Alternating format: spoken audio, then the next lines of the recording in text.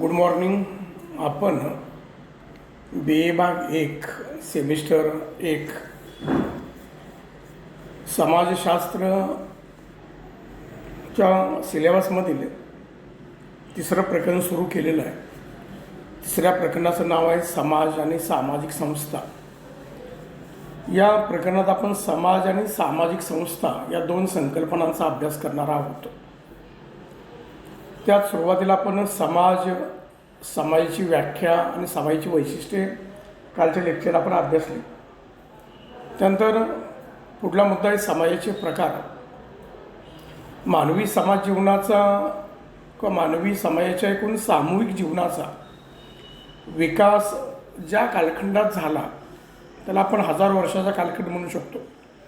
म्हणजे पृथ्वीवर मनुष्य प्राण्याची उत्पत्ती झाल्यानंतर मनुष्याला किंवा मनुष्याच्या पूर्वजापासून किंवा मनुष्य सदृश असणाऱ्या प्राण्यापासून लाखो वर्षापूर्वीपासून उत्क्रांतीच्या प्रक्रियेत आजचा आधुनिक मानव निर्माण झाला. 1,00,000 वर्षापूर्वी सर्वसाधारणपणे होमो सेपियन्स या आधुनिक मानवाच्या पूर्वजांची निर्मिती झाली असेल असं म्हटलं जातं.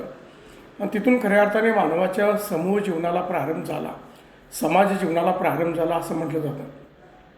पण ज्यावेळेला मानवानं एकत्रित राहून सामूहिक जीवन जगण्यासाठी विशिष्ट आर्थिक क्रिया म्हणजे काय, अन्न मिळवणं, अन्न गोळा करणं, अन्न खाणं आणि वस्त्र तयार करणं असेल, निवारा शोधणं असेल, त्याच्या माध्यमातून या निसर्गात आपलं अस्तित्व टिकवून ठेवणं असेल, अन्न वस्त्र निवारा याच्याशी संबंधित जी कार्ये केली जातात त्या कार्याला आर्थिक कार्य व त्याच्या संबंधित किंवा मूलभूत गरजा पूर्ण करण्यासाठी जे केलं जातं त्याला आर्थिक गरजा पूर्ण करण्यासाठी काही गोष्टी करणं आपण म्हणू शकतो. त्यामुळे प्राचीन कालखंडापासून मानवाने समाज जीवनाच्या विकासाच्या विविध टप्प्यावर अन्न वस्त्र निवारा या मूलभूत गरजा पूर्ण करण्यासाठी किंवा आपला उदरनिर्वाह करून आपलं मनुष्य प्राणी म्हणून अस्तित्व टिकवण्यासाठी ज्या आर्थिक क्रिया केल्या त्या आर्थिक क्रियेच्या माध्यमातून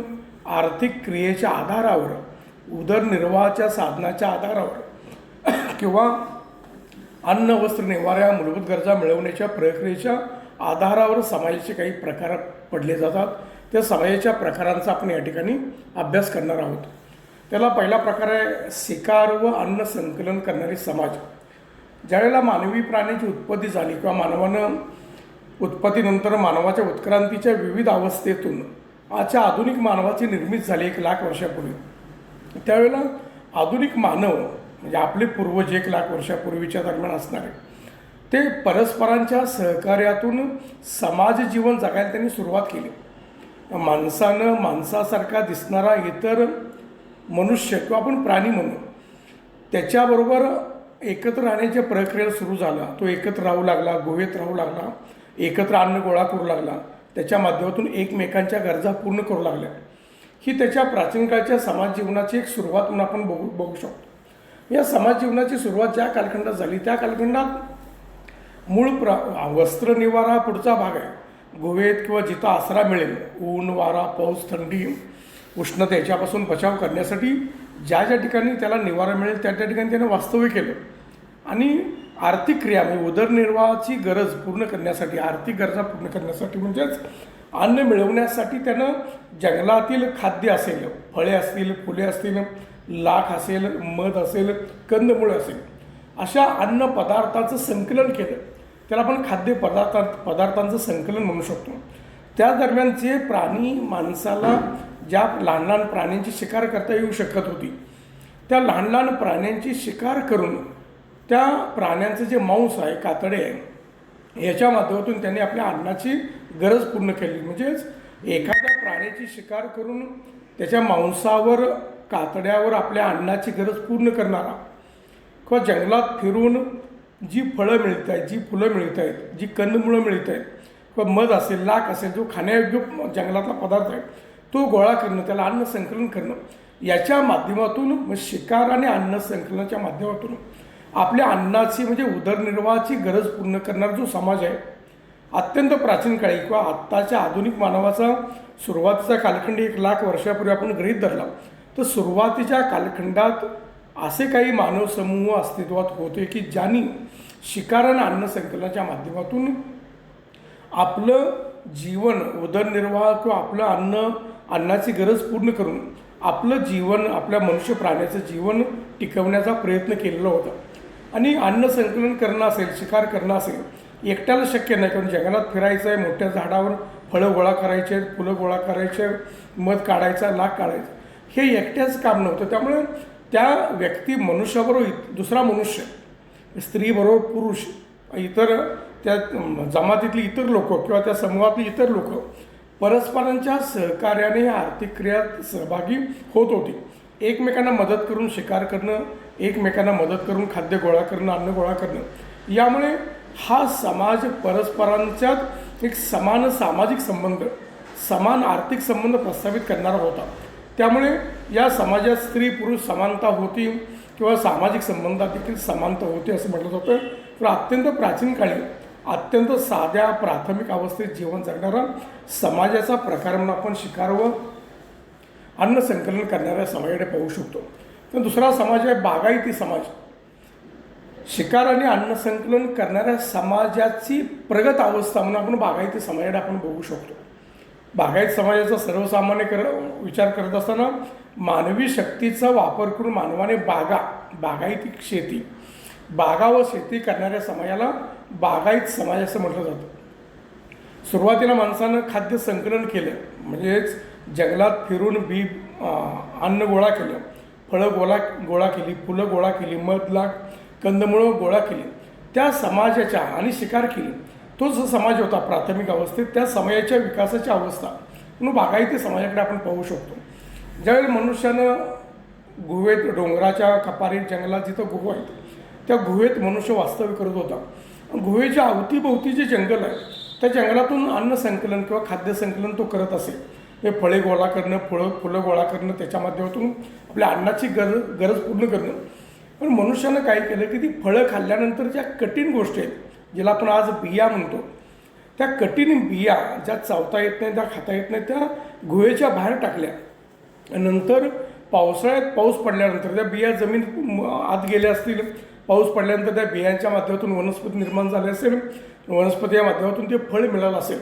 असं अनेक शेकडो वर्षाच्या निरीक्षणातून बिया टाकणं, त्याच्यानंतर वनस्पतीची निर्माण होणं, वनस्पतीची होणारी वाढ होणं, त्या वनस्पतीच्या वाढीनंतर त्या वनस्पतीचं फळ मिळणं, हे हजारो किंवा अनेक वर्षाच्या हजार वर्षाच्या निरीक्षणातून मनुष्याच्या, प्रामुख्याने स्त्रियांच्या लक्षात असं आलं की आपण जंगलातील जी फुलं गोळा करून इथं आणून खातोय, तीच फुलांच्या ज्या ब्या आहेत, त्या जर आपण टोकल्या, जमिनीत रोवल्या पावसाळ्यापूर्वी, आणि त्याला पाऊस पडल्यानंतर त्यातून वनस्पती उगवते, आणि त्या वनस्पतीला नंतर लागणारी जी बिया आहेत, फळं आहेत, ती फळं आपण अन्न म्हणून खाऊ शकतो. हे वनस्पती बिया टाकल्यानंतर वनस्पतीची होणारी वाढ, त्या वाढीनंतर त्याला येणारं फळ, याचं वारंवार निरीक्षण केलं. या परस्पर संबंधाचं मनुष्यानं वारंवार निरीक्षण केलं, आणि त्यातून खऱ्या अर्थाने शेती आणि बागायती शेती या क्रांतिकारी मार्गाचा शोध लागला. प्रामुख्याने शेतीचा शोध स्त्रियांनी लावला असं म्हटलं जातं. कारण पुरुष स्त्रिया एकत्रित अन्न संकलन करायचे, आणि अन्न खाल्ल्यानंतर ती बिया बाहेर टाकली जायच्या. बिया बाहेर टाकल्यानंतर आजूबाजूला झाडं झुडपं जे उगवतं, ते गुहेच्या आजूबाजूला असणारी स्त्री हिच्या लक्षात द्यायचं की इथं आपण बी टाकली, ती वनस्पती उगवली, ती वाढली, त्याला तेच फळ आलं. जे बी टाकू तेच फळ आपल्याला येतं. तर आपण जंगलात दूरवर जाऊन फळं गोळा करण्यापेक्षा या फळांच्या बिया एकत्रित करून आपण जर एका ठिकाणी टाकल्या, तर त्याच्या माध्यमातून मिळणारी जी वनस्पती आहे, त्याच्या माध्यमातून मिळणारे जे फळ आहे, धान्य, त्याच्या माध्यमातून आपल्या अन्नाची गरज पूर्ण होऊ शकेल. ह्या स्त्रियांच्या अनेक वर्षाच्या, म्हणजे हजारो वर्षाच्या निरीक्षणातून स्त्रियांना हे कळालं. स्त्रियांनी या शेतीचा किंवा बागायती समाजाचा शोध लावला. असं म्हटलं जातं की सुरुवातीला गहू, भात, सातू, मका या पिकांचा शोध लावला गेला. या पिकांचा शोध लागल्यानंतर मनुष्य सुरुवातीला जिथं शिकार मिळेल, खाद्य संकलन मिळेल, या ठिकाणी जाऊन अन्न गोळा करणारा समाज गुहेच्या अवतीभोवती जिथं बिया टोकल्यानंतर टाकल्यानंतर उगवून येतं असं जमिनीवर ते वास्तव्य करू लागल्या. यातून स्त्रियांनी कोणतं काम करायचं, पुरुषांनी कोणतं काम करायचं यासाठी निश्चित श्रम विभाजन झालं. यातून लोक एकत्रित बिया टाकल्यानंतर जास्त प्रमाणात त्या बिया उगवत आहेत, त्याच्या माध्यमातून जास्त अन्नधान्य मिळतं. या निरीक्षणातून लोक एकत्रित राहू लागली. त्यातून मोठं कुटुंब निर्माण झालं, मोठ्या कुटुंबाची गरज निर्माण झाली. ज्यावेळेला मोठं कुटुंब निर्माण झालं, श्रमविभाजनाची निश्चिती झाली. त्या श्रमविभाजनाची निश्चित करत असताना गुहा जिथं ते कुटुंब राहत आहेत, गुहेत जंगली प्रदेशात, त्याच्या आजूबाजूची कामं जी आहेत, त्या बिया टोकणं असेल, त्याची निगा राखणं असेल, त्यातून येणाऱ्या वनस्पतीची काढणी असेल किंवा त्याचं अन्नधान्य निर्माण करणं असेल, ही कामं स्त्रियांनी करण्याचा प्रयत्न केला. आणि लांबून नंतर खाद्य संकलन, कारण खाद्य संकलनाची प्रक्रिया निरंतरपणे बागायती समाजाच्या काळात देखील सुरू होती. शिकार करण्याची, प्राण्यांची शिकार करण्याची प्रक्रिया देखील सुरू होती. त्यामुळे पुरुष जंगलात जाऊन ती कामं करू लागली. त्यामुळं असं श्रमविभाजन झालं की कुटुंबाच्या गुहेच्या आजूबाजूची कामं स्त्रियांनी करायची, पुरुषांनी जंगलातली कष्टाची काम करायची. याच्यामुळे त्यावेळेच्या समाजात, समूह जीवनात पुरुषांचं वर्चस्व निर्माण झालं. त्याला आपण पुरुष प्रधानता निर्माण होणं म्हणू शकतो. त्यातून स्थिर समाज जीवनाला प्रारंभ झाला. बागायती समाज, आज आपण आधुनिक समाजाचे स्थिर सामाजिक जीवन जगतो, त्या स्थिर सामाजिक जीवनाचा प्रारंभ या बागायती आणि शेती करणाऱ्या समाजातून झालेलं दिसून होतं. त्यात तिसरा समाज आहे पशुपालक समाज. सर्वसामान्यपणे आपलं आर्थिक जीवन, उदरनिर्वाह, अन्न पाणी आपण कशाच्या माध्यमातून मिळवतो, त्यावरून त्या समाजाचे प्रकार पडतात. खाद्य संकलन करणारा, शिकार करणाऱ्या समाजाला आपण खाद्य संकलन व शिकार करणारे समाज म्हणतो. बागायती समाज, बागा, फळं, बागांची शेती करणारा व इतर गहू, सातू, मका याची शेती करणारा जो समाज होता त्याला आपण बागायती समाज आपण म्हणू शकतो. पण जो समाज उदरनिर्वाहासाठी पशुपालन करतो त्याला पशुपालक समाज असं म्हटलं जातं. पशूंचे कळप गवताळ प्रदेशात एकत्रित करून त्यांना गवताळ प्रदेशात फिरवून, हिंडवून किंवा गुरे राखून त्या गुरांच्या माध्यमातून मिळणारं जे दूध आहे, मांस आहे, कातडी, केस, शिंगे यावर आपल्या गरजा पूर्ण करणारा हा समाज, त्याला आपण पशुपालक समाज म्हणू शकतो. हा समाज प्रामुख्याने भटकंती करून जीवन जगणारा समाज आहे. हे समाज त्यांचे लहान लहान टोळ्यांच्या माध्यमातून भटकंती करत होते. म्हणजे बकरी पालन करणारे समाज आज महाराष्ट्रात दिसतात किंवा आपण प्रत्येक देशात, जम्मू काश्मीरमध्ये दिसतात किंवा जगातल्या अनेक ठिकाणी गवताळ प्रदेशात बकरी, मेंढ्यांचा पालन करणारे, बकरी पालन करणारे समाज आहे. तसेच गायींचं पालन करणारे, म्हशीचं पालन करणारे असे पशुपालक समाज आपल्याला जगात अनेक ठिकाणी आढळतात. प्राचीन काळी हा समाज किंवा या समाजातले घटक लहान लहान समुदायाने आपले प्राणी घेऊन, बकरी असेल, मेंढी असेल, गाय असेल, म्हैस असेल, उंट असेल, हे प्राणी घेऊन एका प्रदेशातून दुसऱ्या प्रदेशात जिथं गुरांना चारा मिळू शकतो, गुरांना पाणी मिळू शकतं, स्वतःला अन्न मिळू शकतं, अशा प्रदेशात हा समाज भटकंती करून जीवन जगत होता. तर या समाजात स्थिर सामाजिक जीवन आढळत नाही. परंतु प्रत्येक प्रदेशात गेल्यामुळे, प्रत्येक प्रदेशात भटकंती केल्यामुळे हा समाज गतिशील आढळतो. म्हणजेच त्याचं जीवन स्थिर नाही, परंतु या प्रदेशातून दुसऱ्या प्रदेशात, दुसऱ्या प्रदेशातून तिसऱ्या प्रदेशात हा गतिशील असणारा समाज आहे. त्यामुळे हा समाज काटक होता, शौर्यवान होता, याच्याकडे सामर्थ्य होतं. त्यामुळे जगातल्या अनेक संस्कृतीवर या समाजाचा प्रभाव पडलेला दिसून येतो. कारण भारतात जे आर्य आले, आज भारतात आर्य अनार्यांच्या सामाजिक संबंधातून 5000 वर्षापूर्वी भारतीय संस्कृती, आजचा भारतीय समाज विकसित झाला असं आपण म्हणतो. अनार्य म्हणजे काय, तर मूळ भारतीय जे भारतीय भूमीत होते. आर्य म्हणजे काय, ते जे बाहेरून आले, भारतीय भूमीत जे इराण किंवा इराक किंवा तिकडं इतर अरब राष्ट्र जे आजचे त्या प्रदेशातून, ग्रीक प्रदेशातून आले, रोमन प्रदेशातून आले, इराणी प्रदेशातून आले, ते जे आर्य होते ते भटकंती करणारे पशुपालक समाज होते. ते समाज ज्यावेळी भारतात आले त्यावेळी भारतात त्यांनी भटकंती करणं, पशुपालन करणं सोडून देऊन शेती करण्याचा प्रयत्न केला. भारतीय समाज जीवन स्थिर बनवलं. पशुपालक समाजाचा प्रभाव एवढा असतो की एकूण जगाच्या संस्कृतीवर त्याचा प्रभाव पडतो. भारतीय संस्कृतीची सगळी जडणघडण ह्या पशुपालक समाज किंवा आर्य समाजाच्या प्रभावातून झालेले. आज जगातलं 7वं आश्चर्य म्हणून आपण चीनच्या भिंतीचा जर विचार केला तर चीनची भिंत का बांधली गेली, तर हे भटकंती करणारे पशुपालक समाज आपल्या चीनमध्ये येऊ नयेत, त्याचा प्रभाव आपल्या चीन संस्कृतीवर होऊ नये, चीनचं समाज जीवन वेगळं राहावं म्हणून चीनच्या तत्कालीन राजकीय व्यवस्थेने चीनची प्रचंड लांब काही हजार किलोमीटर लांबीची चीनची भिंत बांधली. हा पशुपालक समाजाचा प्रभाव असलेला दिसून येतो. तिसरा समाज आहे शेती व्यवसाय करणारा समाज. तुम्ही म्हणाल की आपण समाजाचे प्रकार अभ्यासतोय. पहिला प्रकार आपण अभ्यासला खाद्य संकलन व शिकार करणारा समाज. दुसरा बागायत समाज. तिसरा समाज आपण अभ्यासला पशुपालक समाज. मग शेती व्यवसाय करणारा समाज आणि बागायत समाजात काय फरक आहे? तर बागायती समाज हा प्राचीन काळचा शिकार आणि अन्न संकलन समाजानंतरची ती अवस्था आहे. पण त्याच्यानंतर कित्येक हजार वर्षे लोटल्यानंतर बागायती समाजाची प्रगती होऊन ज्यावेळी बागायती समाजात काय होतं, मानवी शक्तीचा वापर केला जात होता. म्हणजे मनुष्य त्या बिया घ्यायच्या, एखाद्या टोकदार काठीनं त्या बिया रोवायच्या, जमिनीत खोवायच्या, आलेल्या वनस्पतीच्या माध्यमातून मग अन्नधान्य मिळवायचं. हे प्राथमिक शेती बागायत समाजात केली जात होती. परंतु ज्यावेळेला या समाजाने मानवी शक्तीचा वापर करण्याबरोबरच विविध अवजार आणि प्राण्यांचा वापर केला, शेतीसाठी बैलाचा वापर केला, गाईचा वापर केला, म्हशीचा वापर केला, उंटाचा वापर केला, म्हणजेच शेती कसण्यासाठी, जमीन नांगरण्यासाठी, शेतीची मशागत करण्यासाठी किंवा शेतीतल्या मालाची ने-आण करण्यासाठी ज्यावेळी मानवानं प्राण्याच्या शक्तीचा वापर केला, स्वतःच्या शक्तीचा वापर केला आणि त्यासाठी विविध अवजार, कुठले अवजार असतील, नांगर असेल, लाकडी नांगर असेल, निर्माण केला.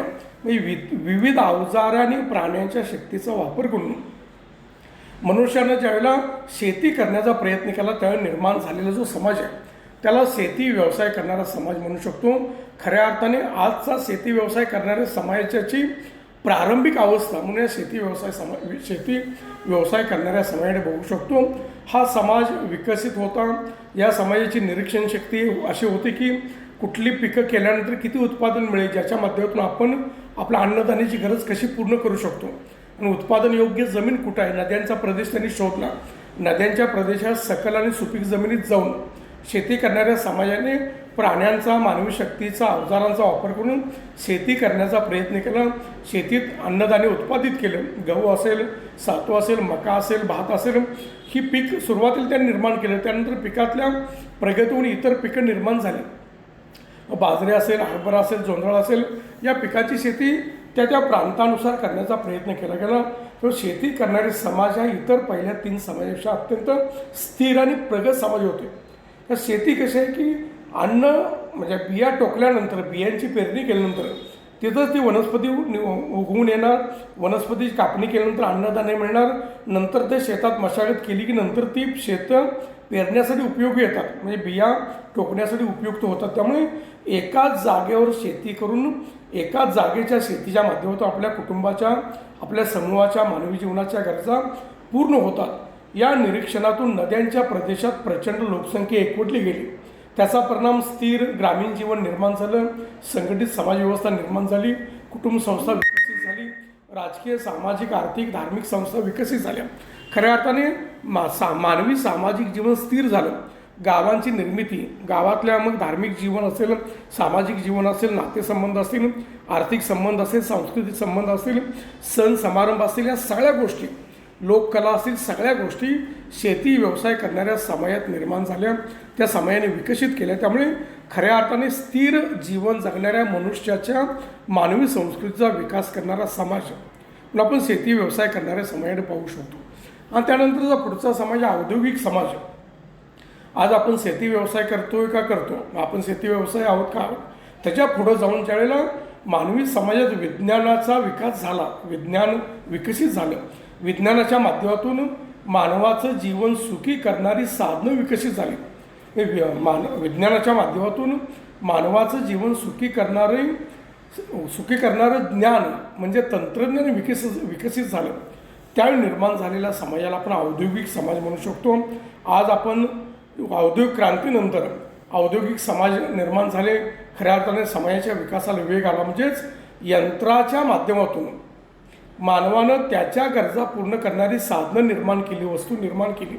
म्हणजे यांत्रिक उत्पादन पद्धतीचा वापर मानवाच्या जीवनाच्या प्रत्येक क्षेत्रात होऊ लागला. त्यावेळेला निर्माण झालेलं जे मानवी सामाजिक जीवन आहे त्याला औद्योगिक समाज जीवन म्हणू शकतो, त्याला औद्योगिक समाज म्हणू शकतो. इसवी सनाच्या 17व्या 18व्या शतकानंतर खऱ्या अर्थाने जगात औद्योगिक समाजाला चालना मिळाली. औद्योगिक समाज म्हणजे उद्योगधंद्याच्या माध्यमातून चालणारा समाज. उद्योगधंदे, त्यात नोकरी, उद्योगधंदे संबंधित व्यवसाय, हे संपूर्ण मानवी जीवनातलं शिक्षण असेल, आरोग्य असेल, उद्योग असेल, शेती असेल, मनोरंजन असेल, प्रवास असेल, सगळ्या गोष्टी प्रत्येक क्षेत्रात प्रगती साधणारा समाज म्हणून औद्योगिक समाज म्हणून त्याच्यावर आपण बघू शकतो. औद्योगिक समाजामुळे मनुष्य आधुनिक बनला, मनुष्याचा परस्पराय संपर्क वाढला, वाहतूक दळणवळणाची साधनं वाढली, मनुष्य पृथ्वीवरून चंद्रावर पोहोचला, मंगळ ग्रहावर पोहोचला. खऱ्या अर्थानं त्याने वैद्यकीय क्षेत्रात प्रगती केली, मोठमोठ्या आजारावर त्यानं प्रतिबंध केला किंवा मात केली. शिक्षणाच्या माध्यमातून त्यानं आपली गुणवत्ता सुधारण्याचा प्रयत्न केला. प्रवासाच्या, पर्यटनाच्या माध्यमातून सगळं जग त्यानं पलतं गाठलं. हे केवळ औद्योगिक समाजामुळे, त्यातून झालेल्या प्रगतीमुळे शक्य झाले. त्यामुळे हा समाज आधुनिक समाज म्हणून बघू शकतो. या समाजाची लोकसंख्या शहरात एकवटली जाते. ते शहरीकरण या समाजाचे एक प्रमुख लक्षण म्हणून याच्याकडे आपण बघू शकतो. या समाजाने काय केलं तर सर्वसामान्य व्यक्तीच्या कर्तृत्वाला समान संधी मिळाली. या समाजाने समाजात गरीब, श्रीमंत, मध्यमवर्ग असे निर्माण केले, कामगार, भांडवलदार वर्ग असे निर्माण केले. त्या विकासाबरोबर या समाजात अनेक समस्या देखील निर्माण झालेल्या दिसून येतात. त्यामुळे आज शहरातला प्रामुख्याने उद्योगधंद्याशी संबंधित असणारं जे समाज जीवन आहे, आज आपलं जे समाज जीवन आहे, त्याला औद्योगिक समाज जीवन म्हणून याच्याकडे आपण पाहू शकतो. त्यातला शेवटचा समाज आहे औद्योगिकेतर समाज. उद्योगानंतर समाज, म्हणजे याला हा औद्योगिक समाजच आहे, पण त्याला औद्योगिकेतर समाज म्हणजे काय? उद्योगधंद्यांचा विकास झाला, उद्योगधंदे स्थिर झाले, समाजाला उद्योगांच्या विकासामुळे समाजाला प्रगतीला चालना मिळाली, सर्वच क्षेत्रात समाज जीवनाचा विकास झाला. त्याचबरोबर मानवी जीवनात वैचारिक पातळीवर तांत्रिक साधनांच्या माध्यमातून वस्तुसाधनं निर्माण झाली, त्याच्या माध्यमातून आपण विकसित समाज जीवन आपण निर्माण केलं.